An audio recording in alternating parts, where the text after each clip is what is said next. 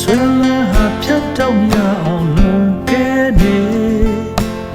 ဒီလာမြဖဲကကိုပဲခေအားကြောင့်တလောင်များရဲ့ဖွယ်နေလေဒီနောက်ကျိုးဖြေပါဦးနောက်ကျိုး